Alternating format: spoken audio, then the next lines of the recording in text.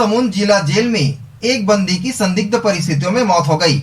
बताया जा रहा है कि शनिवार को मृतक बंदी रमेश साहू को आबकारी एक्ट में जेल दाखिल कराया गया था, जहां कल बंदी का अचानक तबियत बिगड़ने लगा और जमीन पर गिर पड़ा, जिससे उसकी मौत हो गई।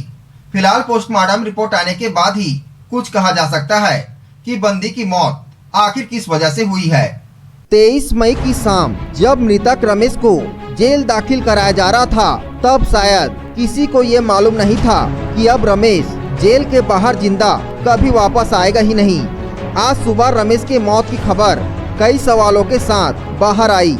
दरअसल रमेश साहू महासमुंद जिले के थाना पिथौरा इलाके की ग्राम रामपुर का रहने वाला था और शराब बेचने का अवैध कारोबार किया करता था, साथ ही शराब के सेवन का आदी भी था। 23 मई शनिवार की शाम आबकारी एक्ट की धारा 34(2) के अपराध में जेल दाखिल किया गया था। जेल दाखिले के बाद रमेश जेल में असहज महसूस कर रहा था और भोजन के प्रति अरुचि भी दिखा रहा था। जानकारी के मुताबिक उसकी तबीयत पहले से खराब थी, पर जेल प्रशासन ने इस बात को नजरअंदाज कर दिया। कल शाम जब जेल में उसे भोजन परोसा गया, उसी समय वहीं पर जमीन में गिर गया।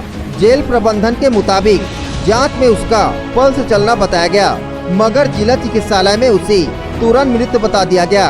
मृतक रमेश के पिता किरण लाल और जेल अधीक्षक दोनों के बयान में खाना न खाने की बात सामने आई है, मगर पोस्टमार्टम की रिपोर्ट आने तक खाली पेट होने की वजह से मौत हो जाना, ये मान लेना भी जल्दबाजी होगी।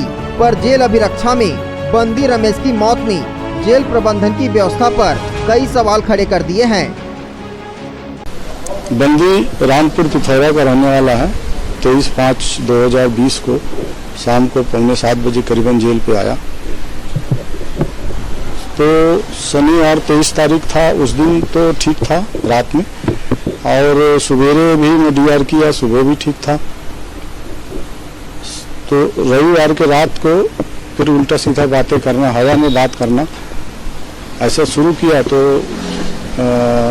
सोमवार को फिर दिखाए डॉक्टर साहब को। डॉक्टर साहब देखे तो बोले पीने पाने वाला आदमी ऐसी करता है। तो दवाई पानी दिए भी, बीपी ऊपी नापे, सब ठीक ठाक था। शाम को उसको हाथ पर धुला के बैठाए खाना खिलाने, तो बैठे बैठे जो है वो ऐसे लुढ़क गया। लुढ़का तो फिर उसको तत्काल डॉक्टर साहब को बुला के उसको हॉस्पिटल चेक किए, इंजेक्शन वगैरह लगाया, फिर हॉस्पिटल भेजे, तो वहाँ उसको मृत घोषित कर दिया।